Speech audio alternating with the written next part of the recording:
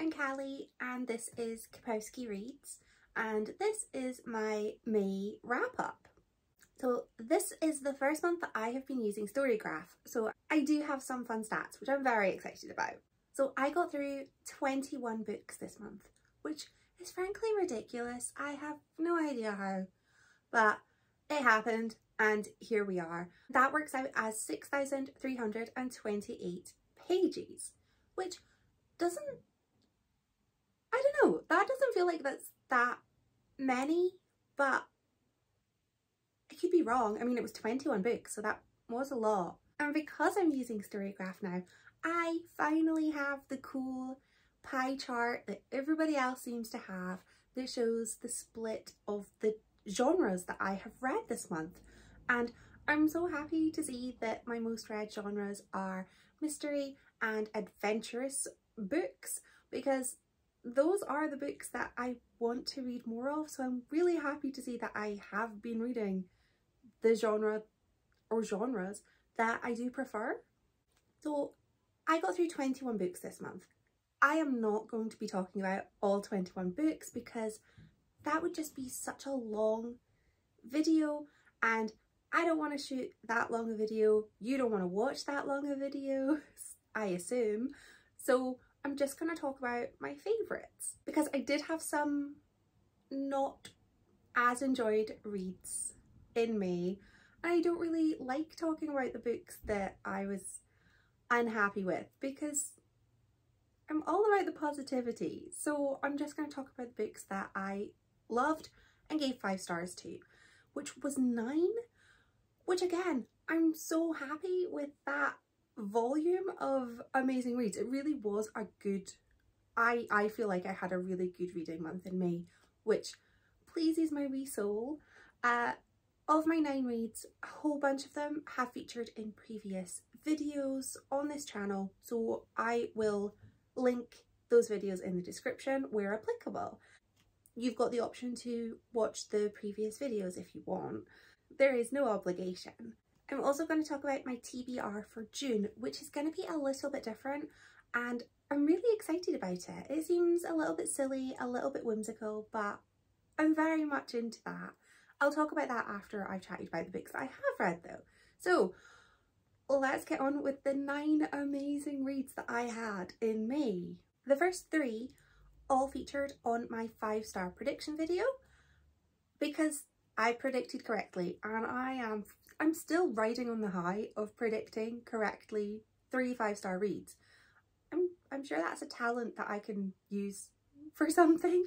So first up was Ariadne by Jennifer Saint. This was a beautiful retelling of Ariadne's story from Greek mythology. Ariadne's story has never really been told. She's always sort of featured in other people's myths. So I really enjoyed getting to read a story about somebody that I am familiar with, but at the same time didn't really know.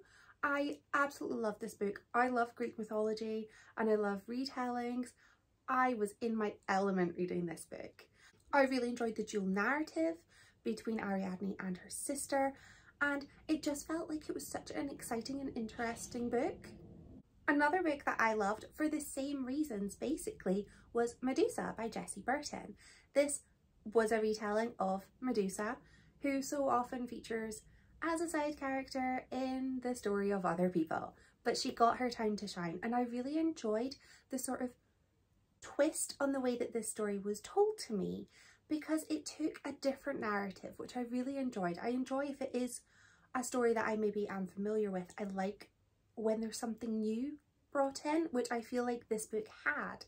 In addition to being an amazing story, it was also illustrated, and as an adult I find I don't read that many books that are fiction and illustrated, and that made me a little bit sad because it just brought so much joy to me having these gorgeous illustrations while reading this amazing story.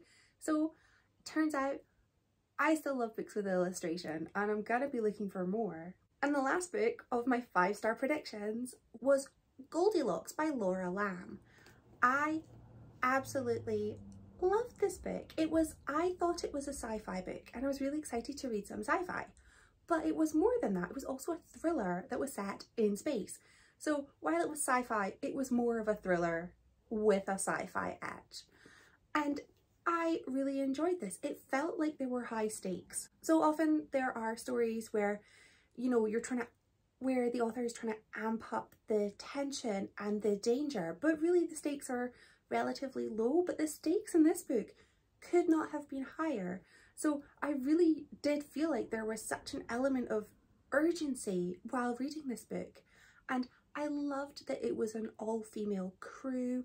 I really also enjoyed, well, I appreciated that there were a lot of links and parallels between this world that was a fictional version of our own and our actual world. It was a little bit terrifying. This book came out in 2020, you know, when some chaos ensued, but this book almost foretold some situations that have been happening over the last few months. I really appreciated sharing my prediction skills with this book. I absolutely enjoyed this a great deal. I was also really lucky in that I had 2 amazing arcs to enjoy, and both of them were 5-star reads for me.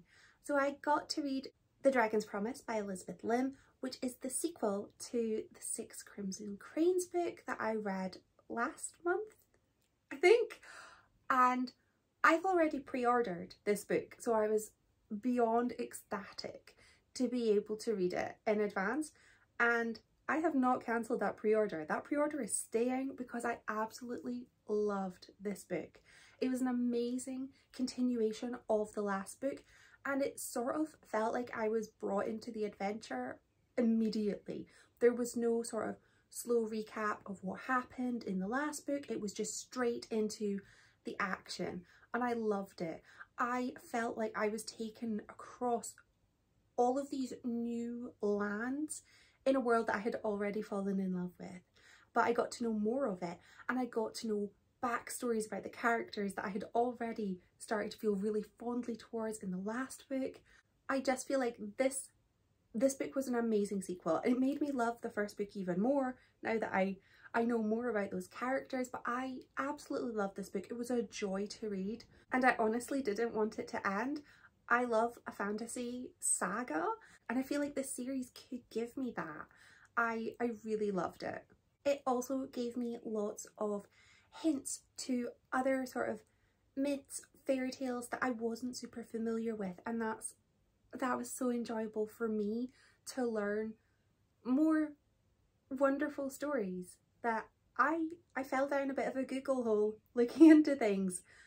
I don't regret it. I learned loads and I had a great time doing it. I loved this book.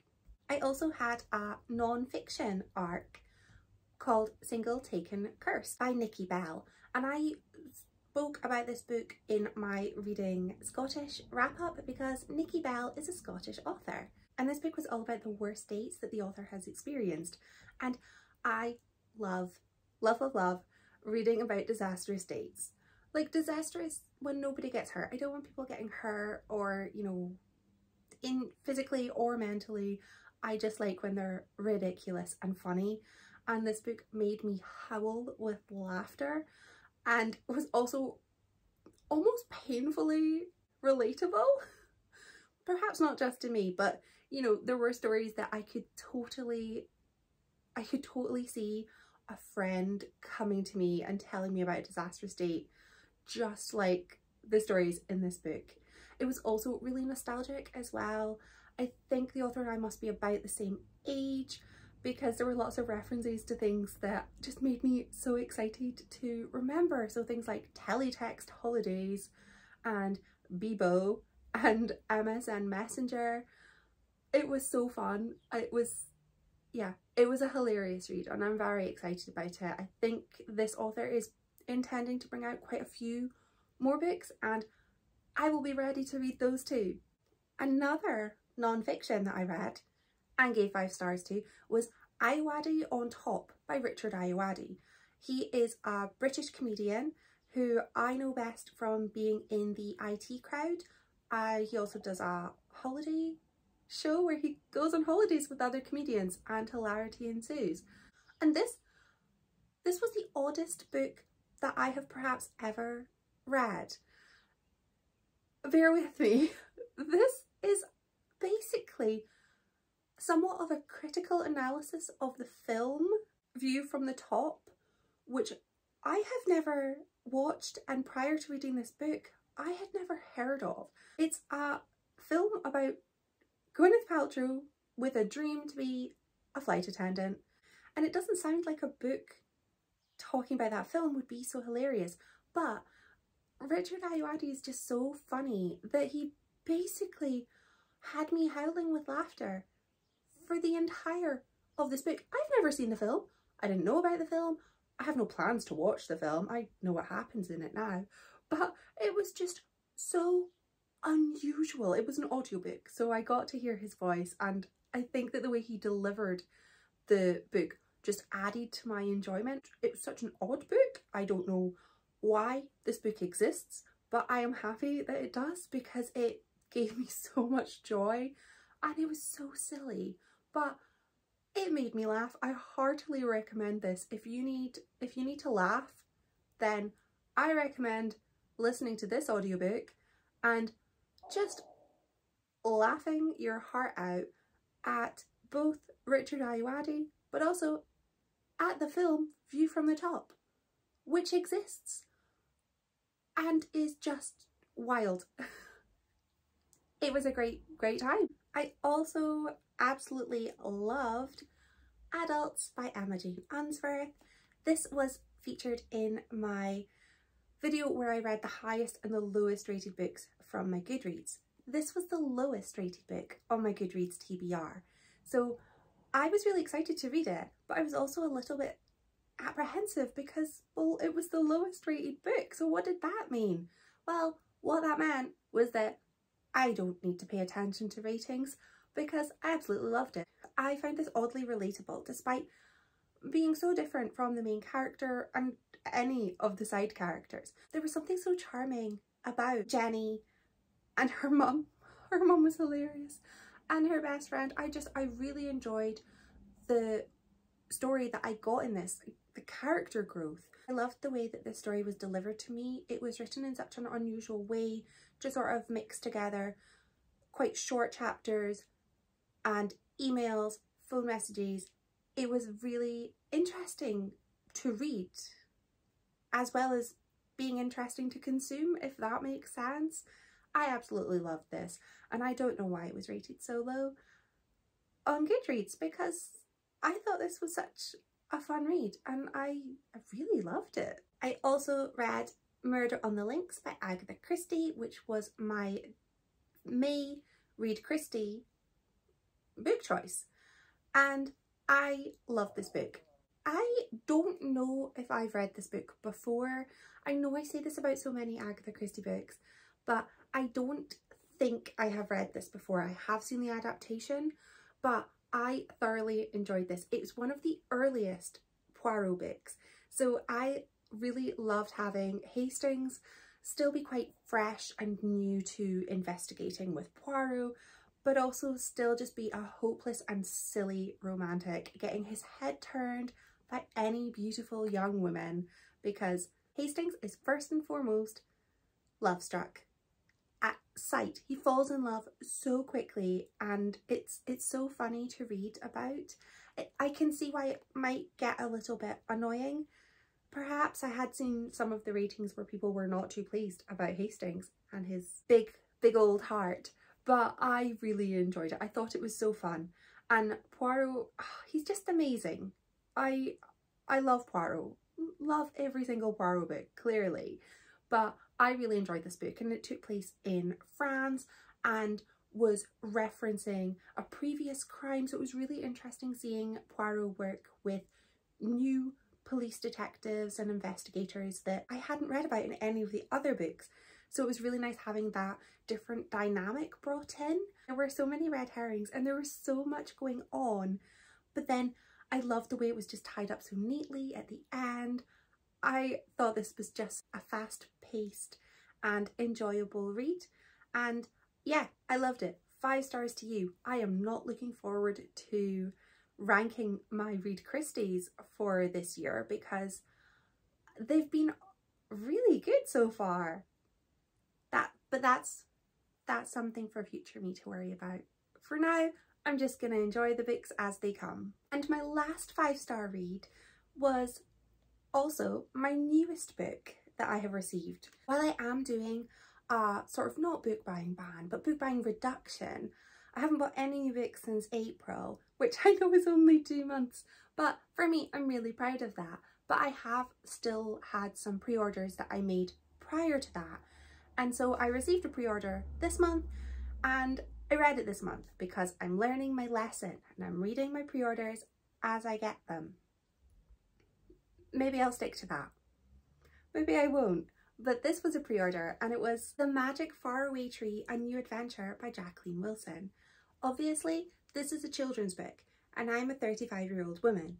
This book is not for me, but this book is a reimagining of the Magic Faraway Tree series by Enid Blyton, which was a series that I was absolutely obsessed with when I was a small child. I read so many Enid Blyton books. My childhood was basically Enid Blyton, some books about the gnomes. I had a huge collection of gnomes books. I was obsessed with them.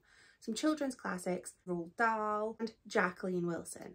So for me, having two of my sort of childhood favourite literature figures combined was something I was so here for. Really nice having this book rewritten with a sort of modern view, and it still had everything that I loved about the Magic Faraway Tree. It had the tree, it had Silky, it had Moonface, it had Saucepan Man, it had all of the lands. I loved it. I was a little bit sad that they changed the name of the children, but like I said, I'm not the target audience, and while I would have found it hilarious to have the original names of the children in this, I don't think that the intended audience of this would find that quite as funny as the adults who would maybe be reading it to them.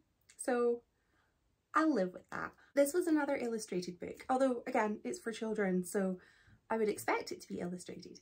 And I love the illustrations in this. They really were giving me Quentin Blake vibes, which was just so reminiscent of Roald Dahl, who I also absolutely love. But this was just such a fun and sweet adventure. I absolutely loved it. I've got friends who have read this and plan to read it to their children, and my stepkids are a little bit too old for this, so I just read it to myself and I had a great time doing it. It was just so relaxing reading this book and just going back to a world that I have such fond memories of.